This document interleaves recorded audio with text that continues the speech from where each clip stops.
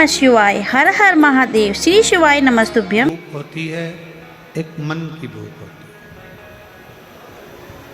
और इन दोनों भूख को कभी मिटाया नहीं जा सकता। इन दोनों भूख को कभी समाप्त करा नहीं जा सकता।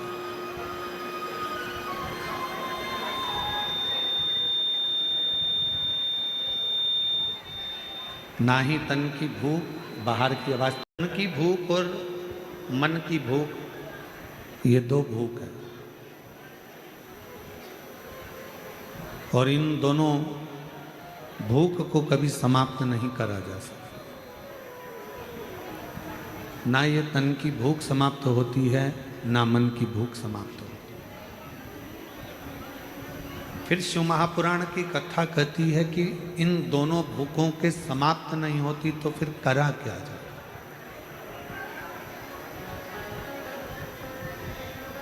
क्या करा जाए कि ये दोनों भूखें कंट्रोल में रहे। तो कहा, एक काम करो, तन को भी काम में लगा दो और मन को भी काम में लगा दो।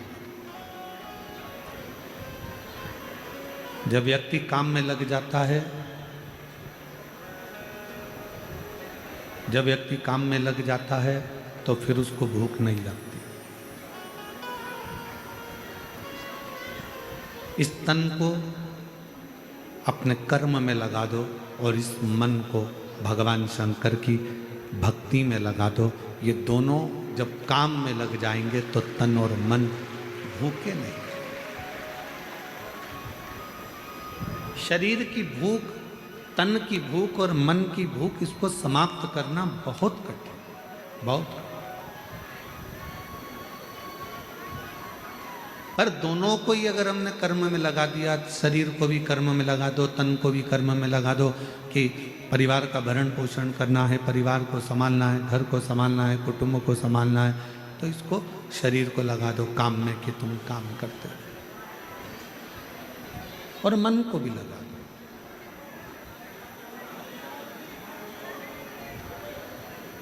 ग्यारह इंद्रियों में सबसे ज्यादा कठिन, चंचल अगर कुछ है तो वह हमारा मन है। 5 कर्मेंद्री, 5 ज्ञानेंद्री, और इन इंद्रियों पर भी सबसे ज्यादा भारी पड़ जाता है तो वो मन है। एक मन 10 इंद्रियों पर भारी पड़ता है।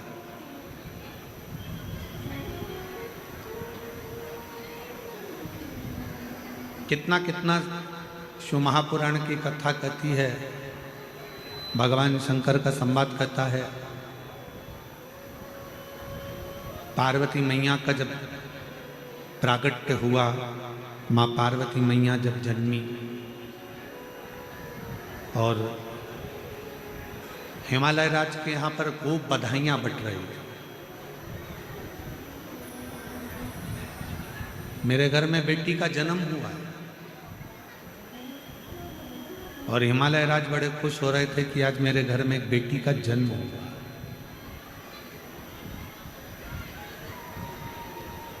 और खुशी मनाओ कि हमारे घर में बेटी का जन्म हुआ है। बेटा एक कुल को तारता है और बेटी 2 कुल को तार देती है। प्रसन्नता मनाओ, मना नहीं। इस चित्त को, इस मन को, एक बड़ा सुंदर संवाद है कि हमने अपने जीवन को, हमने अपनी उम्र को, हमने अपने भजन में इस मन को कितना लगाया, हमने कितना इस चित्त को लगाया, हमने कितना इस मन को लगाया। एक गुरुजी एक जजमान के घर आए,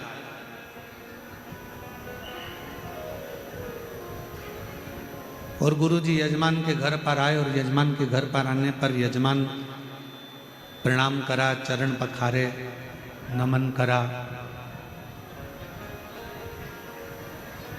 बहू थी नई, आ गई, प्रणाम करा उसने भी। इतने में गुरुजी ने बहू से पूछा,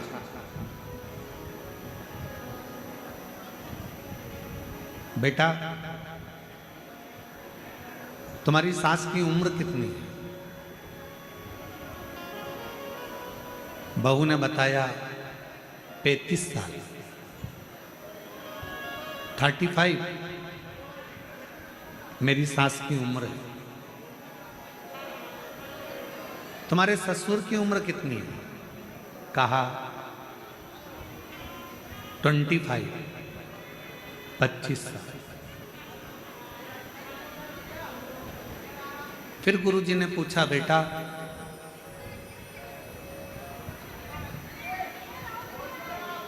तुम्हारे पति की उम्र कितनी है?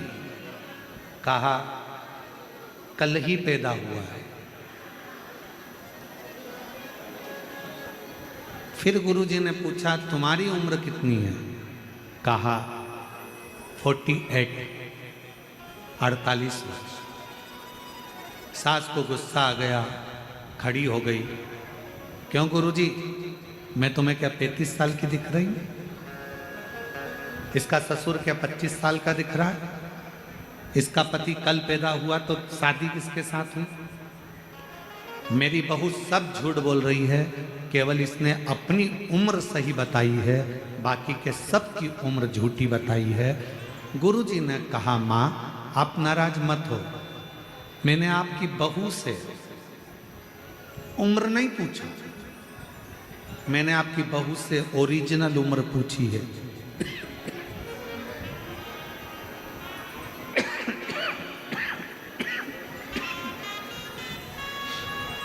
मैंने तुम्हारी बहू से असली उम्र पूछी।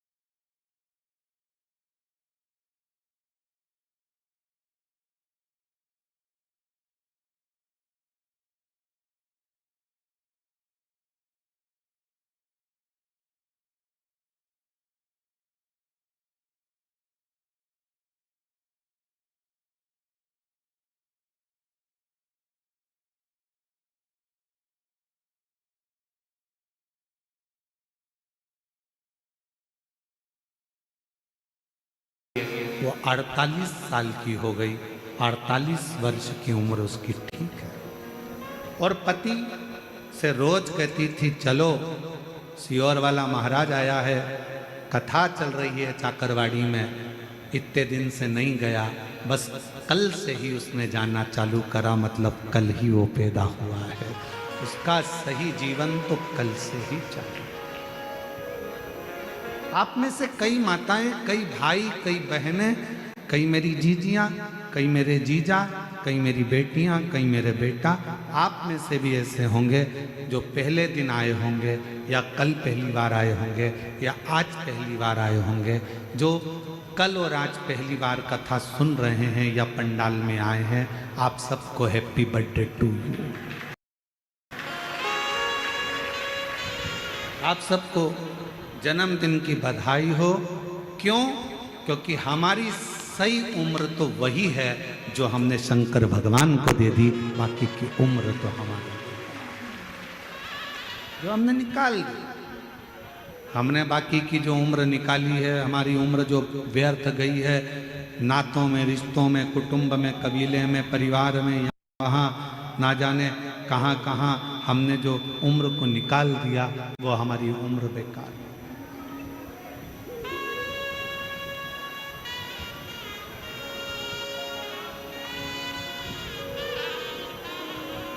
मैं महादेव महाराज जी आपको साधुता दूं, महाराज नारायण महाराज सबको, कि आप लोगों ने अपने बच्चों को भी सही उम्र दी है। डॉक्टरी की पढ़ाई के साथ साथ उनको अपने पूर्वजों ने जो सत्संग किया, भजन किया, जो माऊली ने कृपा करी, वो सारी कृपा का वृतांत उनको अपने जीवन में दिया और सत्संग में उनको लगा। लगाया। कितना मुश्किल है ये मानव जीवन को सत्संग में लगाना, कितना कठिन है ये मनुष्य शरीर को परमात्मा तक लेकर जाना, कितना कठिन।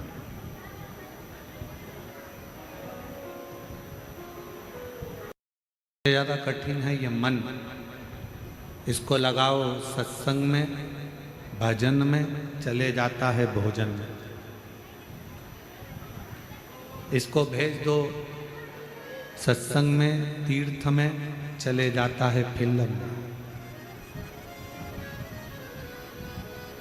अपने मोबाइल में गूगल पर सर्च करो या इंस्टाग्राम पर देखो या व्हाट्सएप पर देखो, बहुत सारी चीजें 24 घंटे आती रहती है। 24 घंटे तुम देख देख के थक जाओगे, पर तुम्हारा मोबाइल नहीं थकेगा,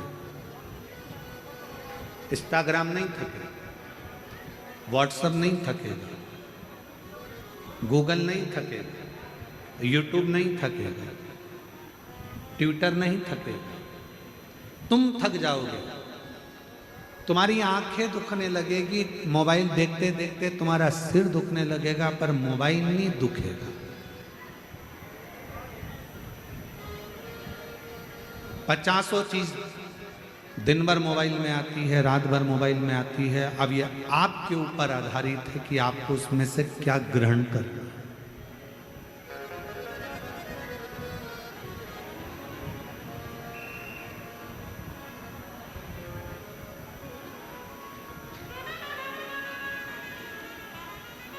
आज हम एक बात कहना जा रहे हैं, परंतु हो सकता है कि बहुत सारे लोगों को इस चीज से काली मिर्ची लग जाए। महादेव महाराज जी हमारी बात से थोड़ा लोगों को बहुत लगती, बहुत हो सकता है कि कई लोगों को ये बात लग जाए।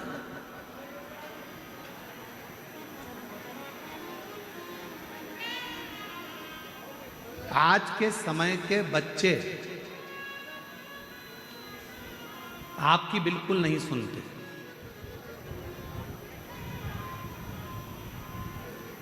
सौ बच्चों में से 10 बच्चे ऐसे होंगे जो अपने माँ बाप की सुनते होंगे, बाकी के 90 की तो हम गारंटी ले रहे हैं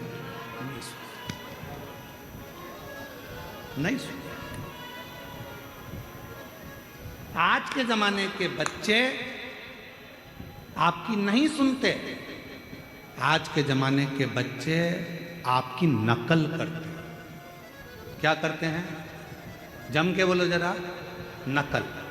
पापा ने ऐसा किया था, मम्मी ने ऐसा किया था, दादी ने ऐसा किया था, दादा ने ऐसा करा था, बुआ जी ने ऐसा करा था, नानी जी ने, वैसे बच्चे करेंगे। आज का जमाना है, आज के बच्चे आपकी सुनते नहीं, पर नकल पूरी करते हैं। मम्मी ने इतनी, तुम भी तो इतनी देर से मोबाइल लेके बैठी थी और मुझे पढ़ने बिठा दिया।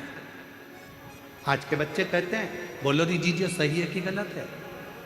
थोड़ा सा लोगों को गलत लग सकता है, परंतु हम जो बोल रहे हैं इस व्यासपीठ के माध्यम से आज का बच्चा नकल करता है। मम्मी तुम भी तो रात को 10-10 बजे तक मोबाइल देखती रहती हो और हमको मना करती रहती हो। बच्चे नकल करते हैं। तुम मोबाइल पकड़ कर बैठोगी तो तुमसे ज़्यादा तुम्हारी औलाद मोबाइल पकड़ कर बैठेगी।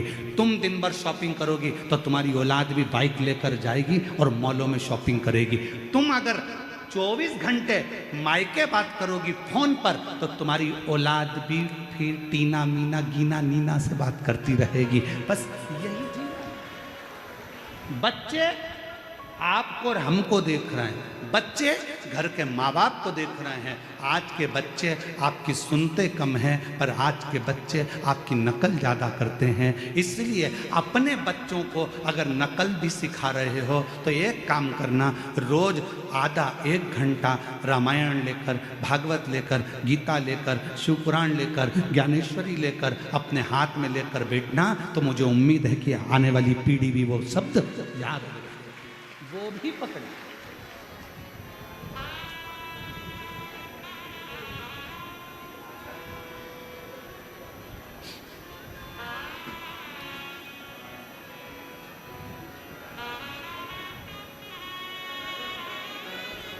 हम क्या दे रहे हैं?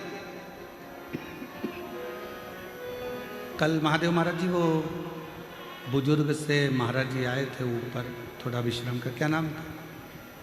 नेत्र है माइक तो दो जरा, माइक दो ना।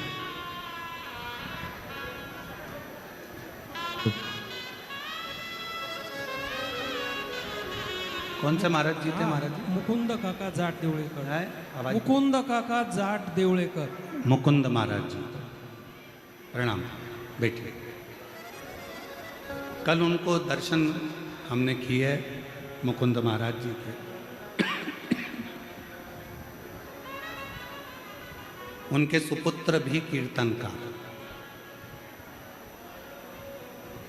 सुपुत्र के सुपुत्र भी भगवत भजन। जैसे महादेव महाराज जी, नारायण महाराज जी आपके बच्चों से मिले, जैसा आप सत्संग में डूबे हुए हो वैसे ही आपके बच्चे सत्संग में डूबे। आपको सत्संग, महादेव महाराज जी आप लोगों, नारायण महाराज जी आपको सत्संग आपके पिता से प्राप्त हो, पिता को सत्संग उनके गुरु और पिता से प्राप्त हो, और वो जो आपने आपके पिता से सीखा वो आपने अपने बच्चों को दिया, और बच्चे भी आने वाली पीढ़ी को देकर जाएंगे। ये निश्चय, ये खुशी है, ये प्रसन्नता है।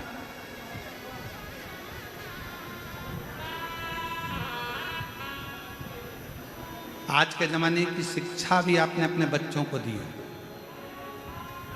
और जो संस्कारों की शिक्षा है वो भी अपने बच्चों को दी।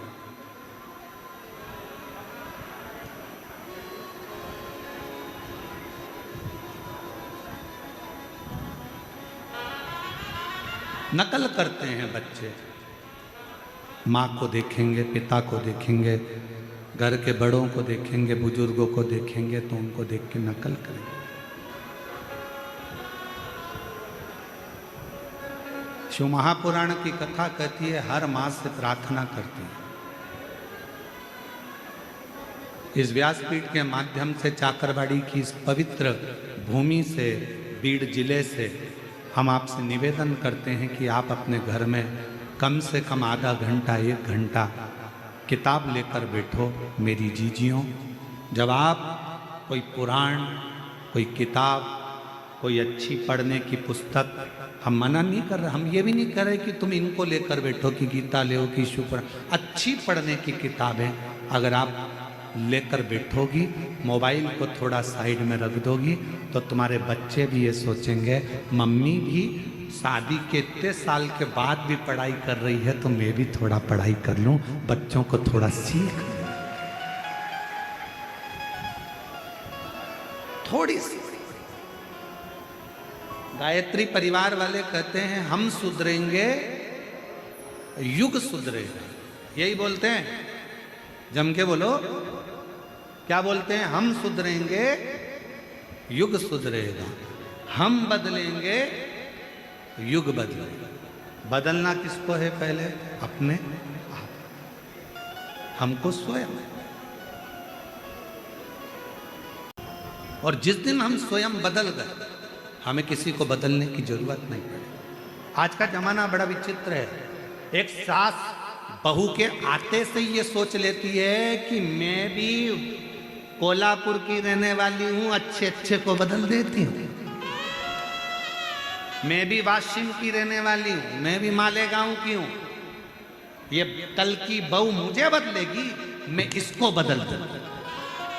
और बहू जब तुम्हारे यहाँ विवाह कर कर आती है तो वो भी कह देती है मैं भी अमरावती की हूं, ये आई मुझे बदलने वाली, मैं इसको बदल दूंगी। बेटा बाप को बदलने में लगा है, बाप बेटे को बदलने में लगा है, बहू सास को बदलने में लगी है, सास बहू को बदलने में लगी है, बहन भाई को बदलने में लगी है, भाई बहन को बदलने में लगा है, ननन भाभी को बदलने में लगी है, भाभी ननन को बदलने में लगी है। मेरा निवेदन है आप किसी को मत बदलो, अपने आप को बदल लो, पूरा घर बदल जाएगा।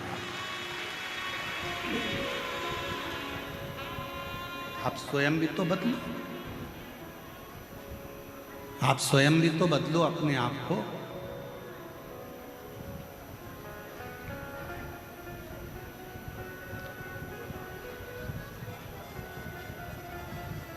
स्वयं बदलो।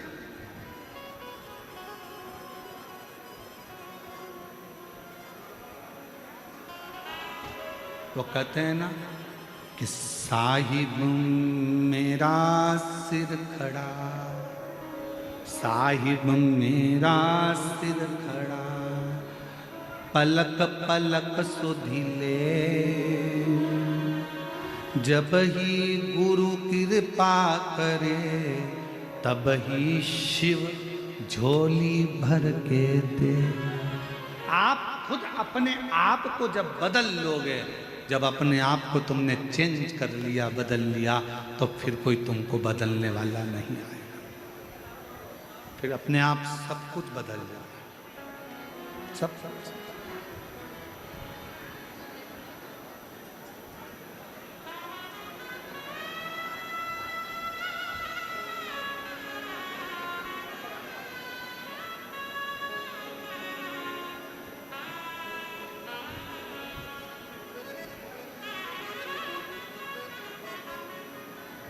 शिव महापुराण की कथा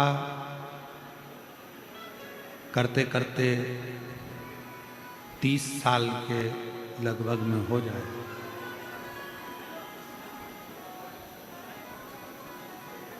इन 30 साल के अंदर हमने अपनी व्यासपीठ से कभी ये नहीं कहा कि आप अपने रिश्तेदारों को या अपने कुटुंब वालों को या परिवार वालों को कथा में लेकर आओ, कभी नहीं बोला।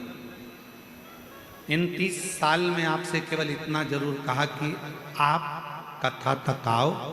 जब आप कथा तक आओगे, एक ना एक दिन ऐसा आएगा कि अपन अगर सुधर गए, अपन शिव तक जाना चालू कर दिए, तो एक दिन पूरा मोहल्ला, पूरा गांव, पूरा घर, सब शंकर के मंदिर जाना चालू।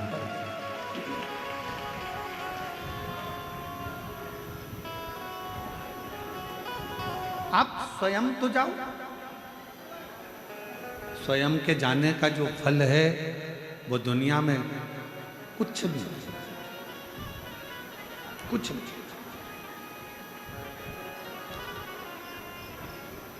और मत बुरे कर्म कर बंदे, वरना पछताएगा।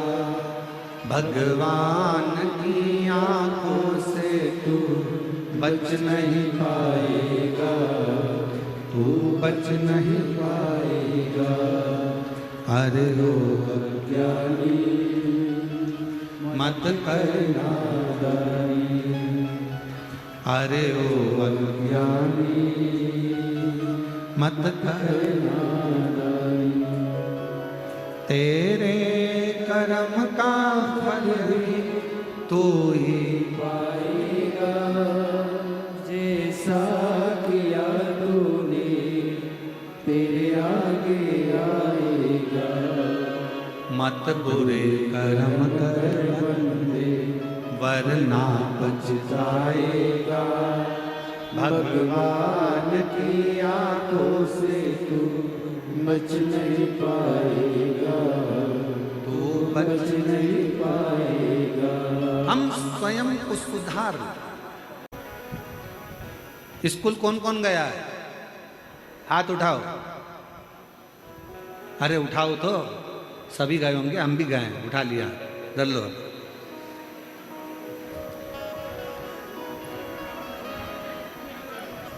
सारे सब्जेक्ट की अलग अलग एक एक फेयर कॉपी होती है। बोलो तो, कौन सी कॉपी? Fair copy. हिंदी की, अंग्रेजी की, गणित की, साइंस की, सब की फेयर कॉपी एक अलग होती है, सब की अलग अलग होती है। और एक कॉपी बिचारी होती है जिसमें सारे सब्जेक्ट को लिखा जाता है, उसको कहते हैं रफ कॉपी। बोलो सही है कि गलत? अरे बोलो तो जम के। रफ, टीचर ने कुछ लिखाया बोर्ड पे, वो लिख लिया, फिर किसी ने लिखाया, वो लिख लिया। अंग्रेजी का आया, साइंस वाला आया, मैथ वाला आया, फिर ये आया संस्कृत वाला, फिर ये हिंदी वाला, सब रफ में उतार लिया। फिर बाद में से रफ से अपन ने उसको फेयर कॉपी में उतार दिया और एक कॉपी अलग फेयर बना दी। घर में भी फेयर कॉपियाँ तो जितने घर के बेटे हैं, बहुएं हैं, ये सारी फेयर कॉपी हैं। और घर के जो बुजुर्ग हैं ये रफ कॉपी हैं, बहुत कुछ लिख लेते हैं और आपको अच्छा बना देते। घर का बुजुर्ग रफ कॉपी की तरह है, इसने भी कुछ कहा, उसने भी कुछ कहा, बड़ी बहू कुछ बोल गई, छोटी कुछ बोल गई, मंजला कुछ बोल गया, संजला कुछ बोल गया, ननंद आई बोल गई, मामा जी आए बोल गए, फूफा जी आए बोल गए। वो रफ कॉपी घर का बुजुर्ग सब अपने अंदर उतारता जाता है और उन सब की सुनकर फिर रफ कॉपी में से फेयर कॉपी बनाता जाता है। बड़े बेटे को कह देगी बेटा ऐसा कर लेना, छोटे को कह देगी ऐसा कर लेना। हिंदी सही कर दी, अंग्रेजी की कॉपी सही कर दी, साइंस की कॉपी सही कर दी, पूरे घर को अच्छा कॉपी दिया, फेयर कॉपियां दे दी और घर की वो रफ कॉपी तो रफ ही रह गई। आखिरी में भी लोगों ने कहा माँ तू चुप रहे, तुझे कुछ नहीं आता। क्यों? क्योंकि वो रफ थी, उसने सब कुछ धारण करा, फेयर नहीं हो पाई क्योंकि सबके लिए जी थी। ये कॉपी रफ कॉपी सबके लिए जी है। ये रफ कॉपी आखिरी में उठाकर खत्म हो जाती है, भरा जाती है तो फेंक दी जाती है, और फेयर कॉपी को तो एग्जाम तक भी संभाल कर रखा जाता है। काम आएगी, काम आएगी, काम आएगी। माँ बाप वो रफ कॉपी हैं जिन्होंने आप जैसे बच्चों को फेयर कॉपी बना दिया और आपको अच्छे बैग में सजाकर एग्जाम तक पहुंचा दिया। वो माता पिता, और उस माता पिता का आदर करो, सम्मान करो, सत्कार करो। आज बच्चों को जैसे एक माता पिता को बच्चों की जरूरत होती है, इसी तरह बच्चों को भी अपने माता पिता की जरूरत होती है, इसी तरह माता पिता को भी बच्चों की जरूरत होती है। हिमालय राज की नगरी में नगाड़े बज रहे हैं, बैंड बाजे बज रहे हैं, ढोल बज रहे हैं, मृदंग बज रहे हैं। क्यों? हिमालय राज के घर में बेटी का जन्म हुआ।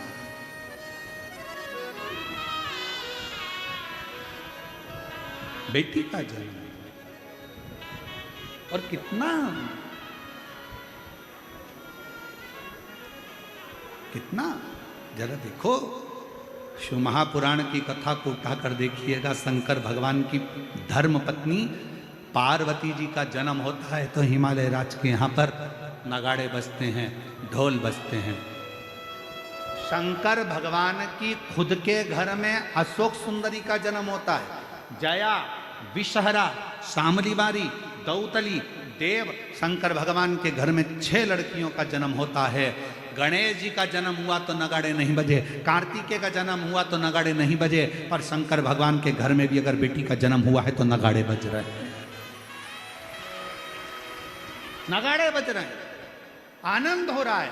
चारों तरफ बधाइयां बांटी जा रही हैं कि हमारे घर में बेटी का जन्म हो गया। बेटी का,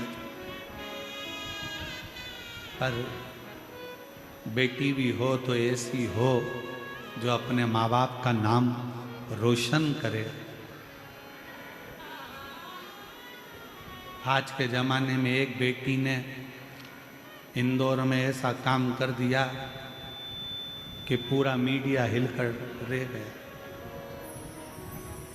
आप सबको मालूम होगा वो राजा की कथा कि क्या उत्पात मचाया। ऐसी बेटी, ऐसी बेटी,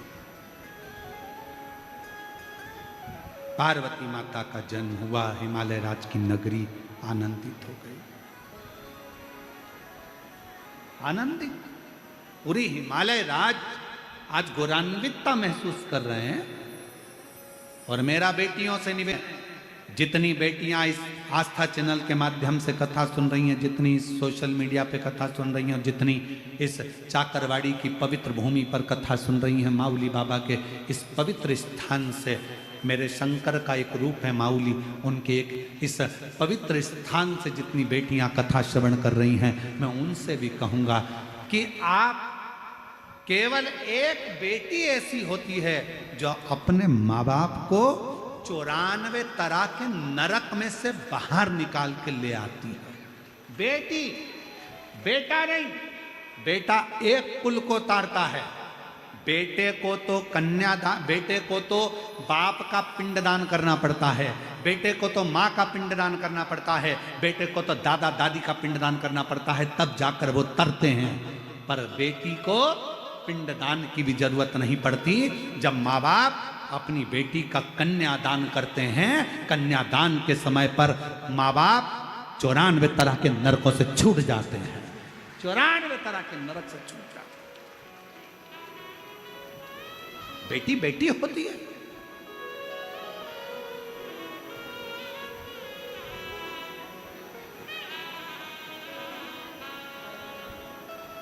श्रेष्ठ बेटी का जन्म हो। हिमालय राज के घर में पार्वती जी का जन्म हुआ और हिमालय राज की नगरी बड़ी आनंदित हो रही, बड़े आनंद।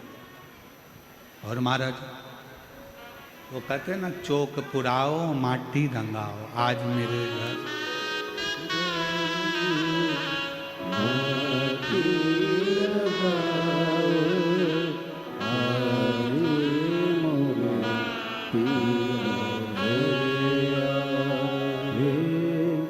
कितना सुंदर भाव कहा गया कि भगवान शिव के पार्वती मैया का प्रागट्य हुआ, हिमालय राज आनंदित हुआ, पितृलोक आनंदित हुआ, देवलोक आनंदित हुआ, भूमंडल आनंदित हुआ, चारों तरफ आनंद ही आनंद समाहित हो गए। पूरा देवलोक आनंदित है, पूरा देवलोक। और उस देवलोक में जब पार्वती मैया का जन्म के समय पर देव ऋषि नारद जी का आगमन हुआ, देव ऋषि नारद का आगमन, और नारायण श्रीमन नारायण, नारायण श्रीमन नारायण। देव ऋषि नारद का आगमन हो गया। हिमालय राज की धर्म पत्नी मैनावती की गोद में पार्वती जी थी। देखा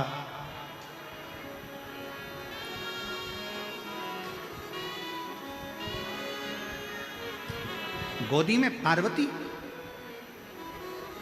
देव ऋषि नारद जी ने देखते ही श्रीमन नारायण श्रीमन नारायण श्रीमन नारायण श्रीमन नारायण, बहुत ठाका लगाए नारद जी महाराज, खूब तेज हंसे, बहुत तेज। नारायण श्रीमन नारायण, नारायण श्रीमन नारायण, खूब हंसे। हिमालय राज ने हाथ जोड़कर प्रार्थना कर अंदर प्रवेश दिया। भीतर प्रवेश। शिव महापुराण की कथा कहती है, जो महाकाल के दरवाजे पर जाता है वो भाग्यशाली कहलाता है। जो महाकाल के दरवाजे पर जाता है वो भाग्यशाली कहलाता है, और जो घर पर बैठकर महाकाल को याद कर लेता है वो सौभाग्यशाली कहलाता है। जो महाकाल के दरवाजे जाता है वो भाग्यशाली कहलाता है, और जो घर बैठकर मेरे काल अधिपति महाकाल को याद कर लेता है वो सौभाग्यशाली कहलाता है कि मैंने आज मेरे बाबा को अपने घर तक बुला लिया है। घर तक।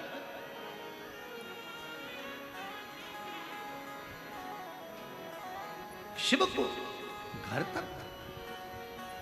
देवऋषि नारद ठाका लगाकर हंस दिए, और जो देवऋषि नारद ठाका लगाकर हंसे तो हिमालय राज ने पूछा, एक संत साधु तपस्वी गुरु साधक उपासक इतना ठाका लगाकर हंसे तो सोचना पड़ता है कि इतना बड़ा महाराज, इतना बड़ा संत, इतना बड़ा सन्यासी, इतना बड़ा तपस्वी साधक उपासक इतनी तेज हंसता नहीं है, इतना तेज ठाका लगाकर हंसता नहीं, पर आप हंस रहे हो इतना तेज, क्या बात है? नारद जी के हंसने पर हिमालय राज के अंदर थोड़ी सी क्षुब्धता उत्पन्न हुई।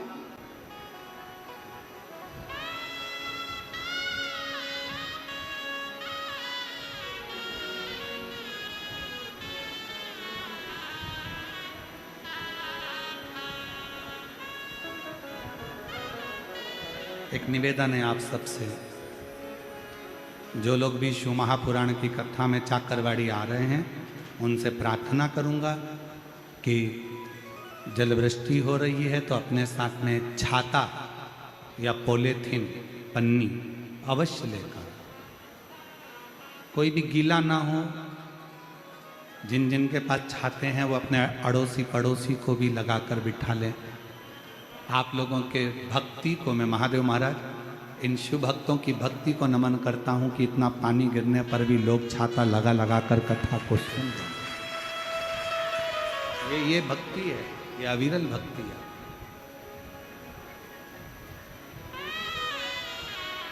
नहीं तो महाराज जी श्रोताओं के लिए सोफे लगाना पड़ते हैं, कुर्सियां लगाना पड़ती है। आप देखेंगे कि लोगों ने वहाँ की सारी कुर्सी उठा के इकट्ठी करके धर दी, क्योंकि इनको मालूम है कुर्सी में जो मज़ा नहीं है वो ज़मीन पर बैठ कर कथा श्रवण करने का जो मज़ा है वो कहीं नहीं।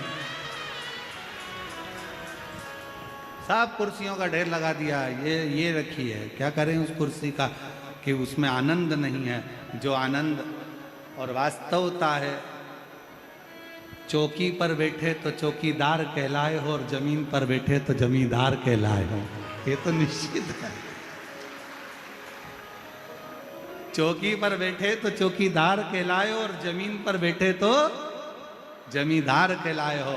और चौकीदार की ड्यूटी तो 2-3-4 घंटे में पूरी हो जाती है, पर जमींदार ड्यूटी नहीं करता, जमीन का मालिकाना हक रहता है, वो जमींदार कहलाए। जमींदार हो आप, इसलिए जमींदार को टेंशन नहीं रहता, कुर्सी वालों को टेंशन रहता है। जरा सा कोई टच हुआ और कुर्सी हिली, गिराएगा, सर उतर, गिर जाऊंगी, सर। कुर्सी वालों को टेंशन है कब गिर जाए। ऐसे राजनेताओं को चिंता रहती है कुर्सी कब गिर जाए, कोई भरोसा नहीं। पर जो जमीन पर बैठा है उसको कोई टेंशन नहीं है कि कब गिरे। कोई गिरा जमीन पे और कोई आ गया, खसको खसको खसको खसको। अब उनको कौन बताए कि ये खसक खसक के खसके हो गए। अब क्या खसके, कोई चिंता नहीं। हम तो बाबा के भरोसे चलते हैं, हम तो बाबा के भरोसे चलते हैं। ये दुनिया वाले चलते हैं, ये दुनिया वाले चलते हैं। डमरू वाले के भरोसे चलते हैं, काशी वाले के भरोसे चलते हैं। हम उसके आश्रित होकर चले। नारद जी हंसे, हिमालय राज को चिंता व्यापी। क्यों हंस रहे हो, किस लिए, क्यों हंस रहे हो? चिंता व्यापी, चिंता क्या बात है। फिर पूछा नारद जी से हिमालय राज ने कि क्यों हंस रहे। देव ऋषि नारद ने पार्वती मैया का स्वरूप देखकर कह दिया, मुझे हंसी इस बात की आ रही है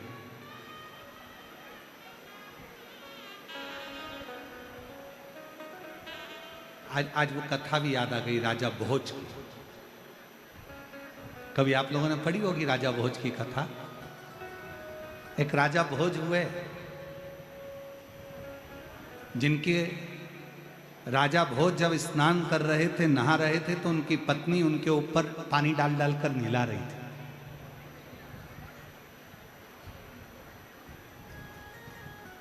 और राजा भोज की पत्नी जब स्नान करा रही थी, राजा भोज कह रहे थे अपनी पत्नी से, और पानी डाल, और पानी डाल, और पानी डाल, एक डब्बा और डाल, एक बकेट और भर के डाल। राजा भोज की पत्नी निलाते निलाते अपने पति को बहुत तेज हंस दी, ठाका लगाकर। आज देवर्षि नारद के हंसने पर यह कथा स्मरण में आ गई। राजा भोज की पत्नी जो हंसी, राजा भोज को गुस्सा आया। राजा भोज ने कहा, मैं नहा रहा हूं, पानी डालने को कह रहा हूं, और तू मेरे को देखकर इतना ठाका लगाकर हंस रही है। बता क्यों हंस रही है, बता क्यों हंस रही है। धर्म पत्नी ने कहा, मैं नहीं बताऊंगी आपको कि मैं क्यों हंस रही हूं। राजा भोज ने कहा, तुझे मेरी कसम है, बताना पड़ेगा कि तू क्यों हंस रही है। राजा भोज की पत्नी बोली, मैं नहीं बताऊंगी, भले आप कसम दे दो, पर मेरी भी कुछ मर्यादा है, मैं आपको नहीं बताऊंगी कि मैं क्यों हंस रही हूं। तो तू नहीं बताएगी तो कौन बताएगा। इतने में राजा भोज की पत्नी बोली, मेरी जो सग्गी बहन है ना, छोटी वाली, आपकी साली, वो बताएगी। राजा भोज ने जैसे ही सुना, नहाकर स्नान कर कर तैयार होकर राजा भोज अपनी साली के घर चले गए। और राजा भोज ने अपनी साली से पूछा, मुझे तुमसे बात करना है। साली लगी थी काम में, उसने कहा, जीजा जी मैं बाद में बात करूंगी।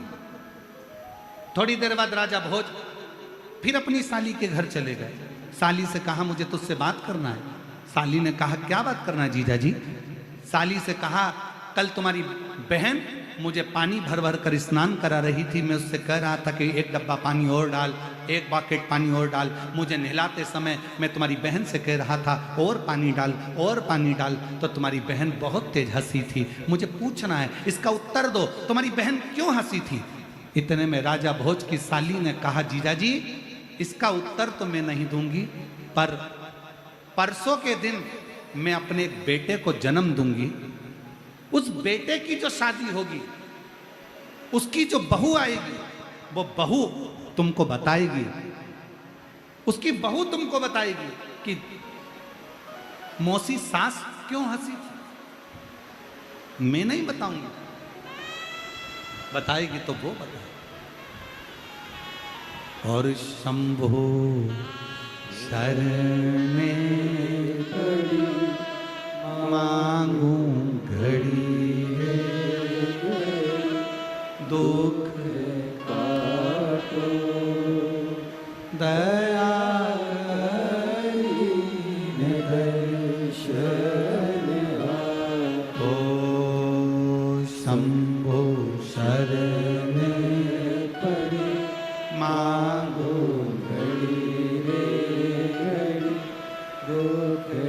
एक निवेदन आप सबसे, अगर स्वीकार करें तो अच्छी बात है। थोड़ा थोड़ा क्लोज होंगे ना, तो हो सकता है 25 से 50 लोग और आपके बीच में बैठ सकेंगे। थोड़ा थोड़ा सा आप लोग अंदर की ओर दबेंगे, तो जो गीले हो रहे हैं वो लोग भी अंदर की ओर आते चले जाएंगे। थोड़ा थोड़ा दबते चले जाएं। अंदर वालों से निवेदन है, पहले जो बीच में बैठे हैं वो थोड़ा थोड़ा दबेंगे, तो अंदर वाले बाहर वाले अंदर आते चले जाएंगे।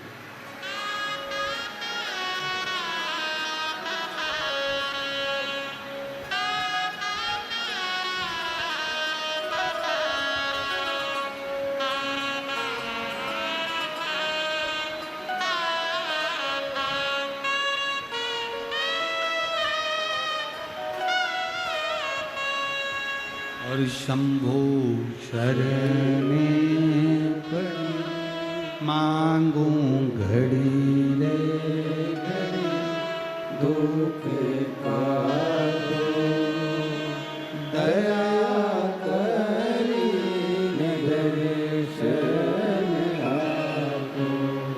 भगवान देवाधिदेव महादेव की कथा कर रहे हैं।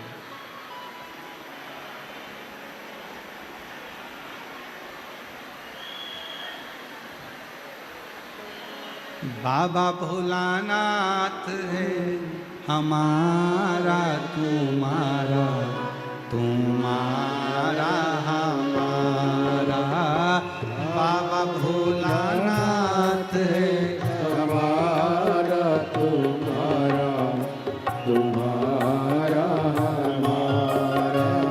प्यारा शंभुनाथ है हमारा, तुम्हारा तुम्हारा हमारा।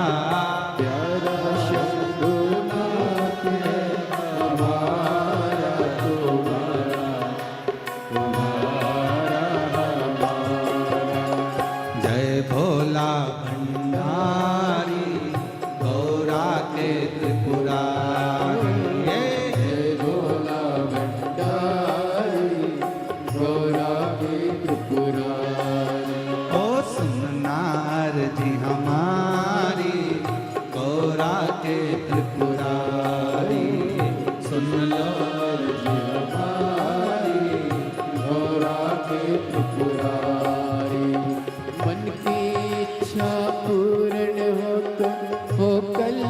हमारा, मन की इच्छा पूर्ण हो कल्याण हमारा।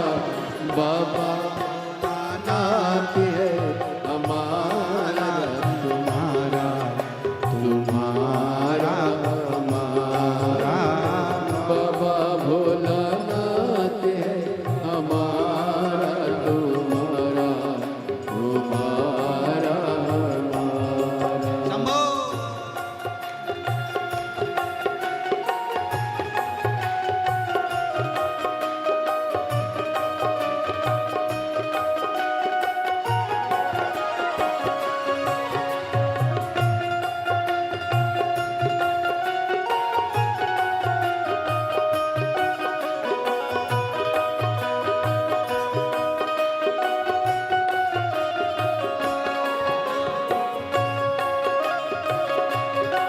जय राधे।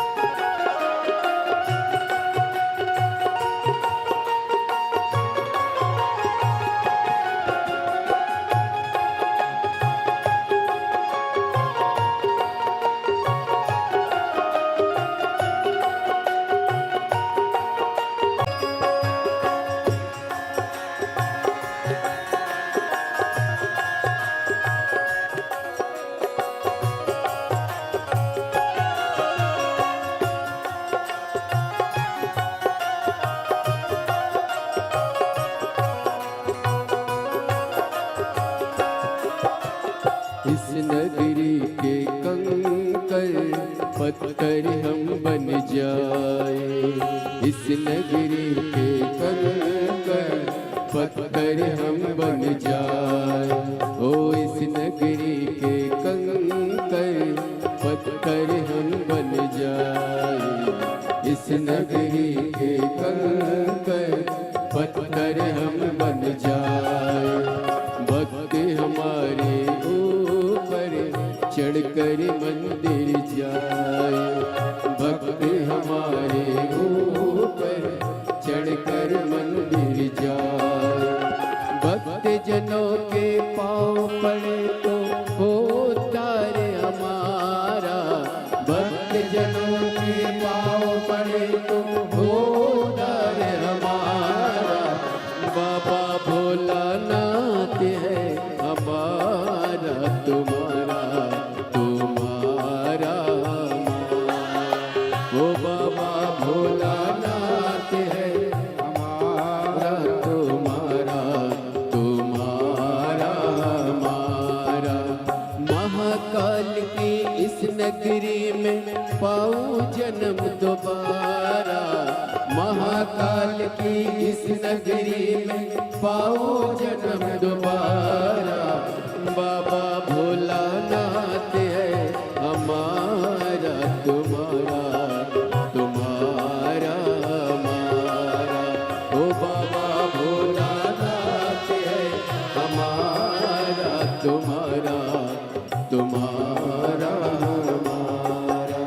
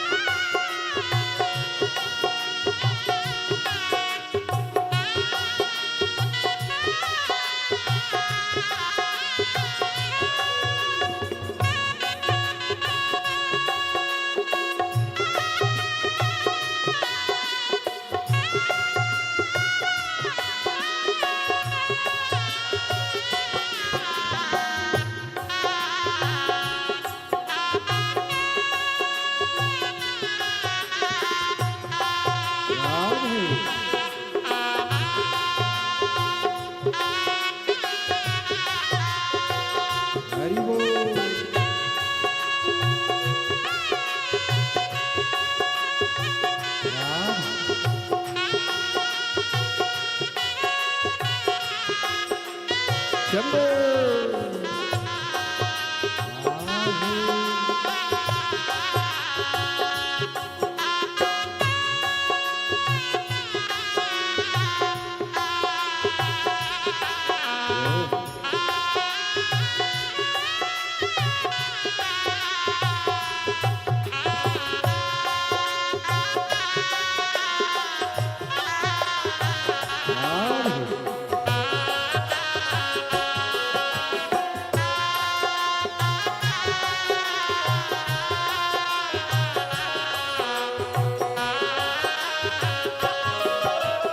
जय भोला भंडारी गौरा के त्रिपुरारी हो जय भी गौरा के त्रिपुरारी रखियो लाज हमारी गौरा के त्रिपुरारी मन की इच्छा पूर्ण हो कल्याण हमारा मन की इच्छा पूर्ण हो कल्याण हमारा ओ बाबा भोलानाथ है हमारा तुम्हारा तुम्हारा हमारा ओ प्यारा भोलानाथ है हमारा तुम्हारा तुम्हारा हमारा बाबा भोलानाथ है हमारा तुम्हारा तुम्हारा ओ प्यारा भोलानाथ है हमारा तुम्हारा तुम्हारा ओ बाबा भोलानाथ है हमारा तुम्हारा तुम्हारा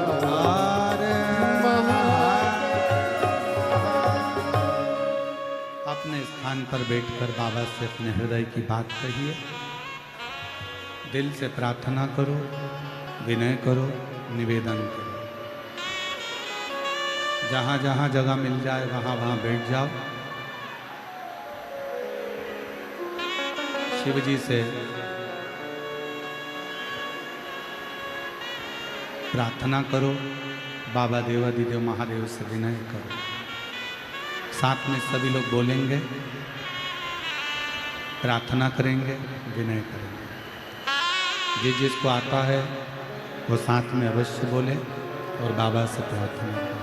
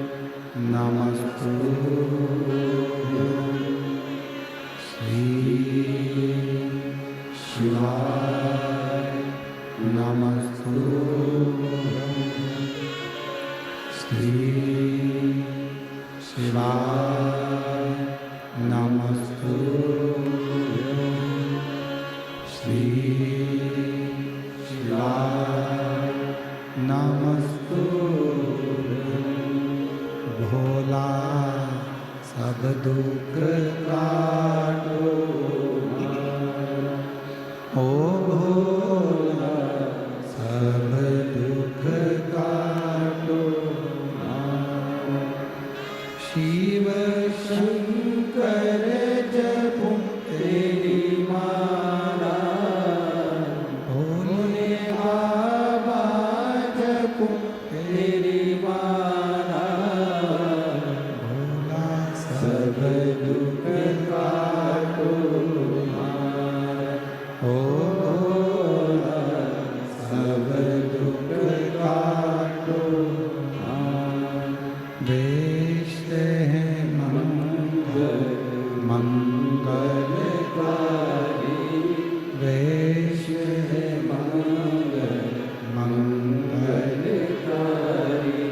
शमशान वासी हमारा, शमशान वासी हमारा, ओ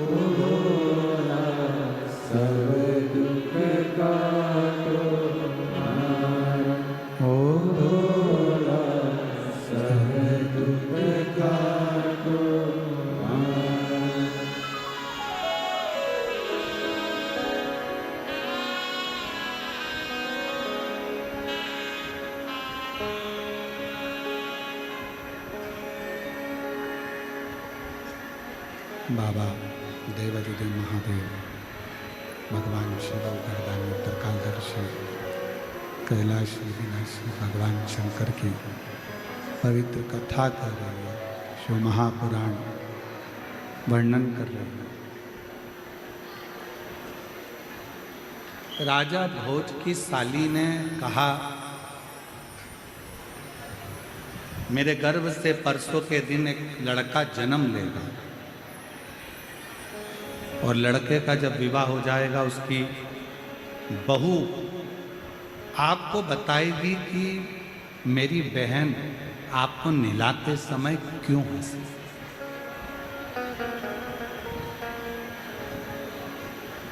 इतना ठाका लगा कर हंसने का काम क्या था।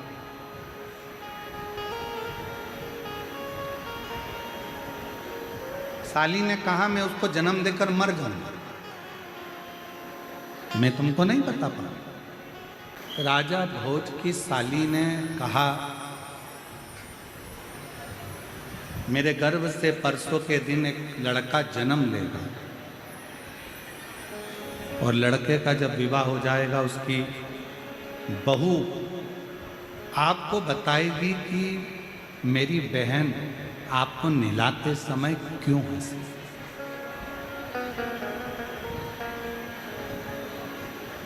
इतना ठाका लगा कर हंसने का काम क्या था।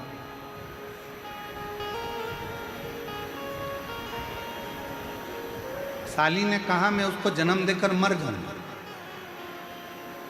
मैं तुमको नहीं बता पाऊंगा। और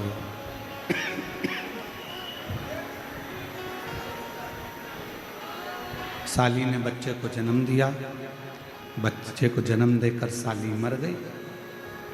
राजा भोज लड़के के जन्म के बाद 18 साल तक इंतजार करता रहा कि इसकी शादी होगी। शादी होकर बहू आएगी, बहू मुझे बताएगी कि मेरी पत्नी नहलाते समय क्यों हंसी।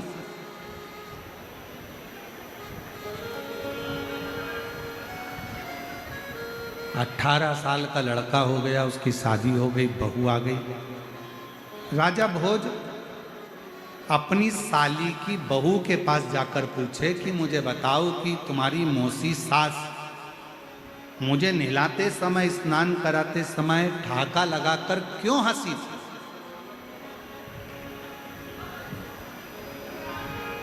उसका कारण क्या।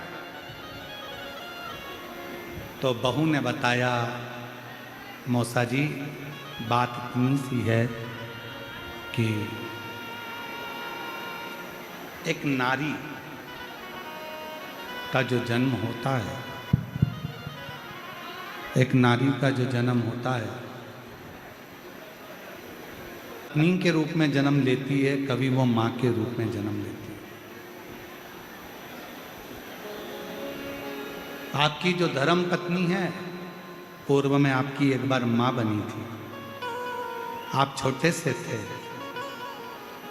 नहाने का मन नहीं कर रहा था, भाग रहे थे, माँ पकड़ कर लाई, नहलाया, पानी से डर रहे थे।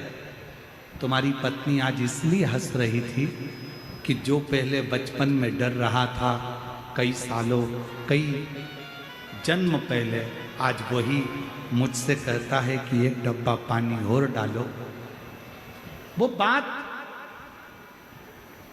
याद आकर, तो ऐसा मेरी पत्नी ने मुझे क्यों नहीं बताया। कहा, मौसा जी हर प्रश्न का उत्तर देने का एक समय होता है, कभी कभी उत्तर समय पर नहीं दिया जाता।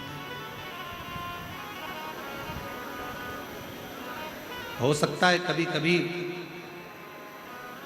देवऋषि नारद कह रहे हैं कि मेरे हंसने का कारण आप पूछ रहे हिमालय राज। हिमालय राज ने पूछा, बताओ ये क्यों हंस रहे हो, ठाका लगाकर हंसने का कारण क्या है, तुम्हारे चेहरे पर यह हंसी क्यों। एक संत, साधु, गुरु, तपस्वी, साधक, उपासक, सन्यासी इतना तेज ठाका लगाकर हंसे, ये श्रेष्ठ नहीं। आप इतनी तेज हंसे हो, क्यों हंसे इतना तेज, कारण क्या इतने तेज हंसने का। तब देव ऋषि नारद ने कहा, हंसने का कारण केवल इतना सा है कि जो मैनावती की गोद में पार्वती जी सो रही हैं, ये छोटी सी लड़की का भाग्य बड़ा विचित्र है। इसको जो पति मिलेगा जटाजूट बांधने वाला मिलेगा, इसको जो पति मिलेगा वैश्यधारी नग्नधारी होगा, इसको जो पति मिलेगा वो भस्म रमाने वाला नग्न वेशधारी होगा। आप इसलिए हंस रहे हो? हाँ,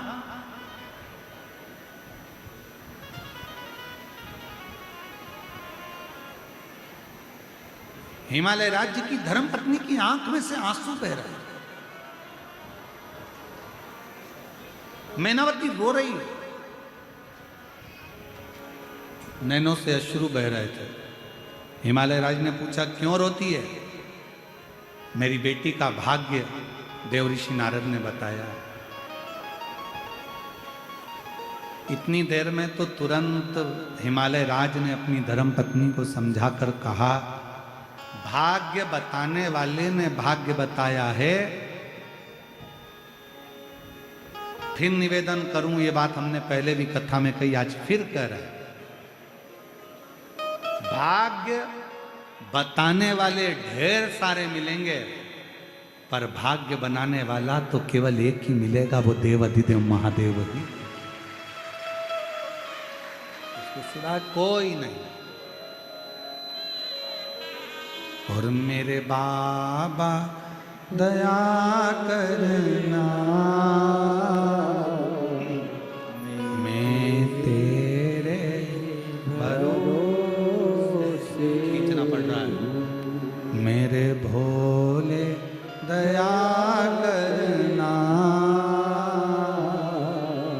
मैं तेरे भरोसे, ना घर के भरोसे हो, ना परिवार के भरोसे हो, ना घर के भरोसे हो, ना परिवार के भरोसे हो। भोले बाबा दया करना, मैं तेरे भरोसे हूँ, मेरे बाबा